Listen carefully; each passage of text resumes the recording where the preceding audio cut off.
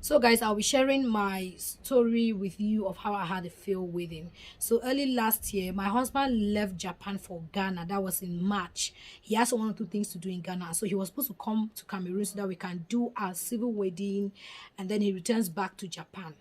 Now, when he got to Ghana, I think we didn't find out, or we didn't know that for him to get the visa to come to Cameroon, his passport needed to be valid. When I say valid, it means that if your passport is less than 3 months to get expired, you can't get a visa to travel from another country to another country. So that one I didn't know, and he didn't know. So he had to apply for an express visa, and that was where we had our first challenge. An express visa that was supposed to take about 24 hours or 72 hours took almost a week and plus for that passport, sorry, to be granted. Then, as if it wasn't enough, when that passport was granted, I did the documents, went to the immigration in Yaoundé, drop it, because Ghana Cameroon is not visa free. So I had to drop it so that she give him a visa on arrival. I dropped it, and 1 week later, I didn't hear a call, I didn't hear anything. So I traveled to Yaoundé to go and check.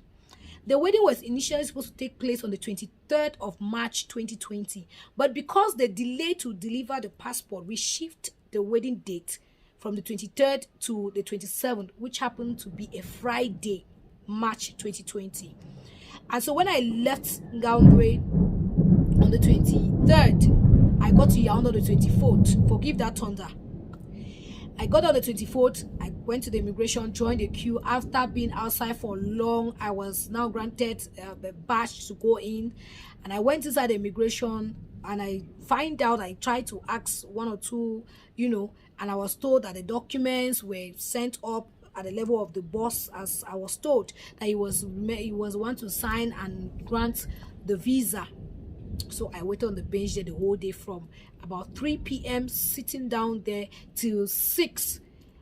I don't know what they were doing, but they just came out to tell me that the boss is not around the next day, just to find out. So I came back early so I could get. I was a fit person. I was granted given the badge to go inside. Then I went and asked. I said, no, it's still at the level of the boss. I'm waiting. I was so surprised. And by then, I'm getting married on the 27th. We had planned for everything. We had booked for everything: hotel, decoration, the drinks, the MC, the DJ, the hall.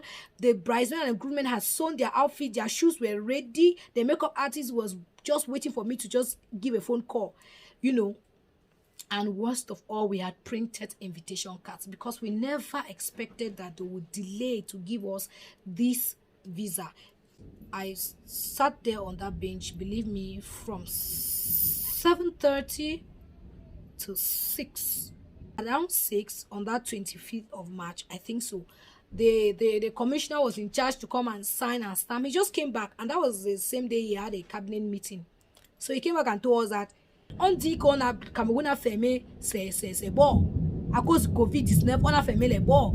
Donc les gens qui ont déposé pour les visas et pour les passeports, rentrez chez vous, parce qu'il n'y a pas de passeport, il n'y a pas de visa. I can't find the word that would describe my emotions, my feelings, because I felt like my body paralyzed. I felt like my soul left me. I just went in front of the man. I was like, what are you saying? Are you saying we should go and come back tomorrow? Or you're saying that, that it is closed? As in, I just couldn't, my ears couldn't hold the news. One guy was beside me who also was applying for a visa on arrival for, I don't know for who he was applying. He just stood up, he heard me say, madam, just calm down, just breathe. Remember, I had left Japan in 2019. So it's been a year I have not seen my husband. That day, I wish the earth would divide and swallow me. I wish the Red Sea would open and I just fall inside. Where will I hide my face? After people have received invitation cards, after you have booked for everything, the money we spent was not even my problem. But the problem that, what will people say? How would they feel? How would they look at you? You know how the society can talk.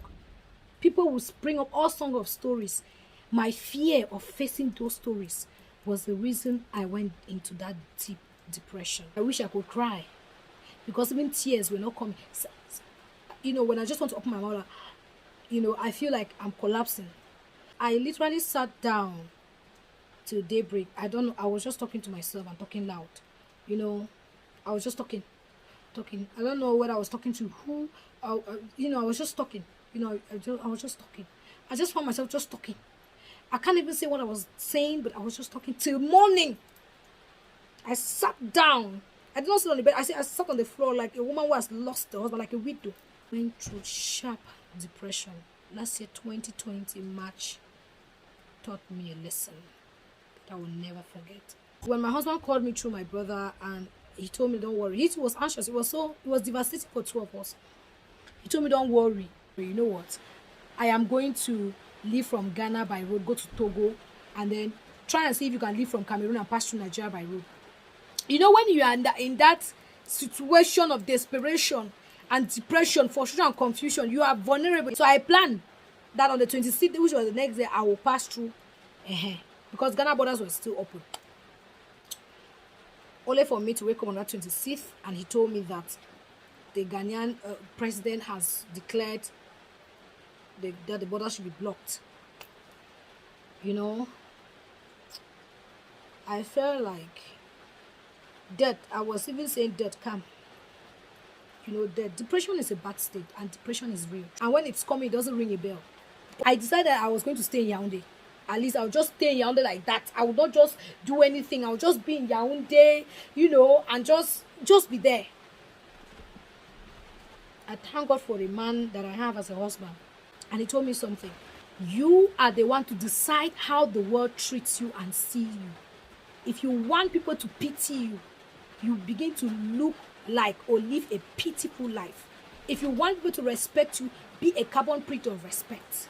If you want people to see you like a strong lady that I know you are, brave up and stand. Those words sound deep. And with those words, I was able to leave, arrive in Yaoundé, which is why I'm going to give out like an advice. If you have a friend who is going through such period, please, the best thing you can do to that person, give that person some space. And then try, after some time, check on the person. You can decide to take the person out and avoid discussing anything that has to do with that topic. I learned two things. The first thing is that there is always a reason for everything that happens in your life. Today I'm a testimony. The wedding took place and everything went cool. And today we didn't just plan to do the civil wedding, but we performed everything in global, and we did it well and right. Sometimes in life, when some things happen, it's not because God doesn't love you, it's because He's preparing you either for a greater thing, for a greater blessing, a greater testimony, or He's preventing or protecting you from hurting yourself. Believing we never for once break down completely. It's true that what happened to me braked me down, but I was able to pick up myself. And a beautiful channel like this one emerged after that. And today, I'm thankful that God made me to go through that experience, because it taught me and it drew me closer to Him. And it made me realize that there is nothing impossible with God. That it did not happen today doesn't mean it will not happen. It will surely come to pass. We are grateful. Thank you so much for watching. And if this story was inspiring to you, please hit the red subscribe button, turn off your bell so you'll be notified, give us a thumbs up, and please, nothing is worth putting you in that depression mode and keeping you there. You might get depressed, but don't stay depressed.